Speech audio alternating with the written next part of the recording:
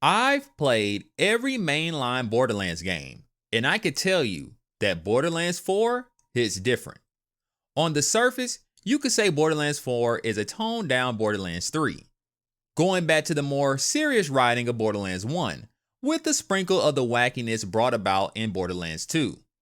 But that's a misunderstanding of Borderlands past if you've been a long-time player like me. There is no other Borderlands game that opens up with this kind of tone. You get the standard introduction of Marcus breaking down the past, current events, and a nice montage showing off all the Vault Hunters and their powers.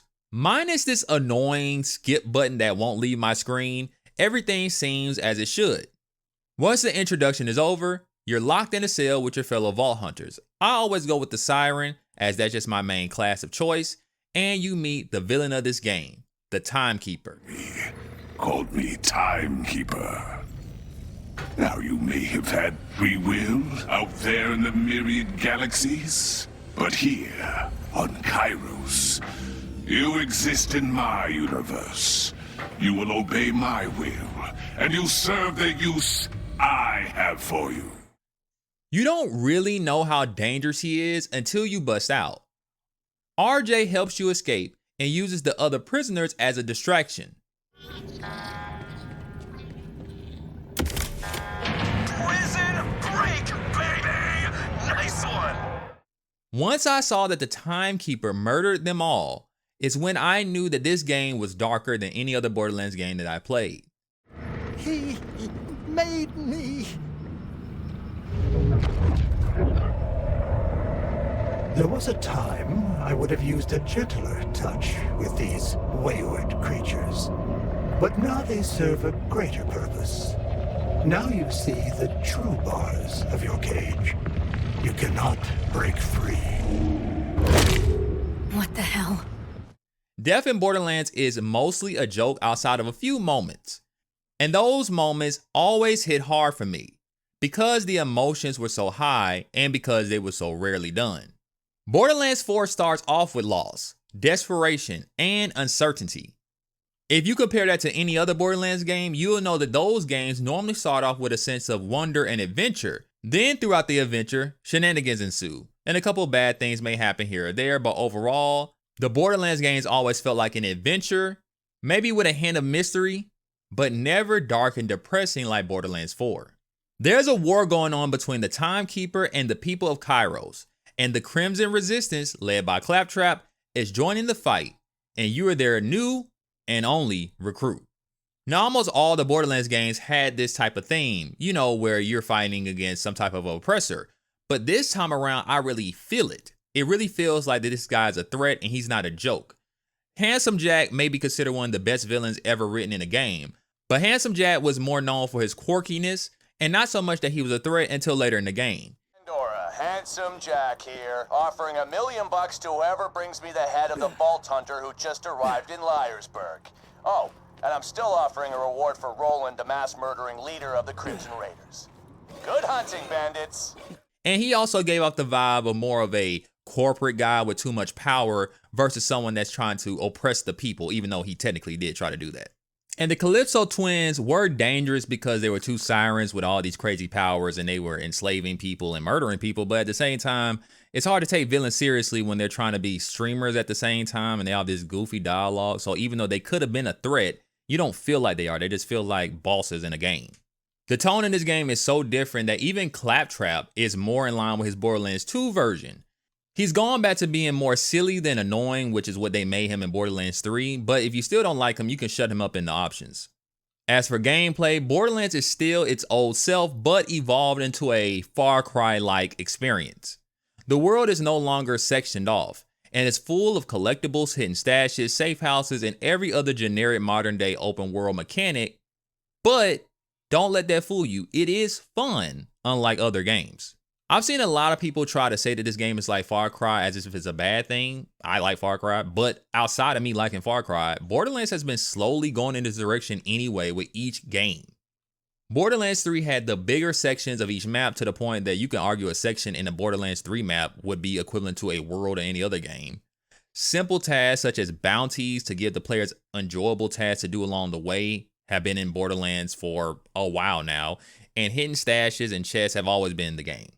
So really, what's new in Borderlands 4? The only thing new in Borderlands 4 when it comes to the map and world design is that the map is now fully connected, and it's heavily inspired by Doom Eternal, meaning there's a lot more verticality than any other Borderlands game. From the grappling hook to these walls that are ripped straight out of Doom Eternal, like look at the comparison. This is just from Doom Eternal.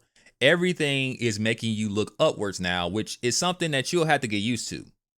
And I can say, unlike Doom Eternal, which I think is a cool game, but I don't really like it that much, I find the grappling hook and climbing up walls in Borderlands 4 to be more enjoyable and fitting for Borderlands than in a Doom game. Please, Doom Eternal fans, don't kill me. I still like the game. It's just, I think it works better here than in Doom. Grabbing tanks, throwing them at bad guys, and zipping around the map is a nice addition. And they expect you to use these systems because the raiders are way more aggressive in the early game than they ever been in the past. I'm seeing raiders throw out turrets, have better flanking techniques, and I'm not even level 10 yet, and I'm running into badasses. Borderlands 4 also gives you access to your action skill quicker than all the other games as well. And that threw me off because I was playing for a while without using mine, not realizing I already had it unlocked. I just had to equip one. Lots of quality of life changes have been added as well. Replayable missions, which I'm very grateful for as a content creator. Customizing your character and buying new inventory space is all done in the menu now, which means you no longer have to go back to your home base to do them. But what really showed me how different this game really was with this one side quest. Remember, all of this is in the early game, so this should tell you the tone that Borderlands 4 is trying to set. I found a man trapped in a barn. Someone came in and slaughtered everyone in here, and now I have to try to find out who did it. Borderlands 4 becomes a murder mystery as I search for clues to put the pieces together. Now, from a gameplay perspective, you're just walking up to different key items and activating them to progress the story. What makes this quest stand out is how seriously it's taken. The quest giver and your vault hunter go back and forth with each new turn in the mystery. And outside of one reasonably acceptable joke, one left arm and one left leg. Guess the victim's all right now. Sorry. the whole thing is taken seriously. The great writing and voice acting makes this quest eerie and disturbing. Two types of emotions that Borderlands has never brought out of me. And the plot twist at the end made me want to stop the main quest just to follow the rest of this side quest. This is a Borderlands game, and in the first few hours, the main quest and gameplay got me invested. But the more serious tone is giving me Witcher vibes. And do you know how crazy it is to say that Borderlands and Witcher are comparable outside of being RPGs? As someone who likes both series, I never would have compared these two. But the new tone is giving Borderlands a new life.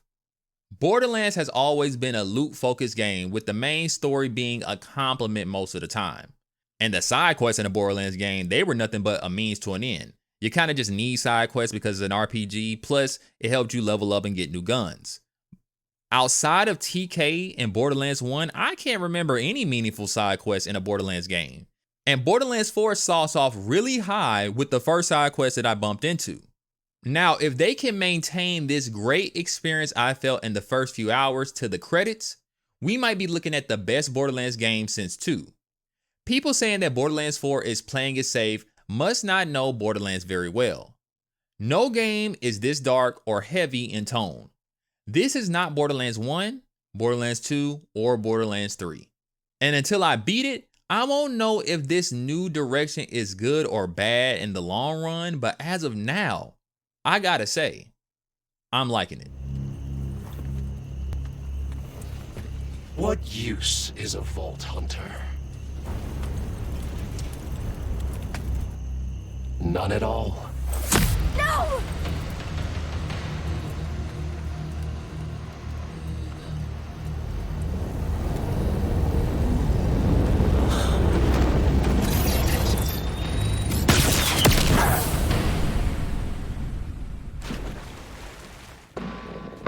How brief is a smile? How long is a laugh? Happiness is horror's other half. every sorrow, the meager, the mean. I only ask for what's left in between.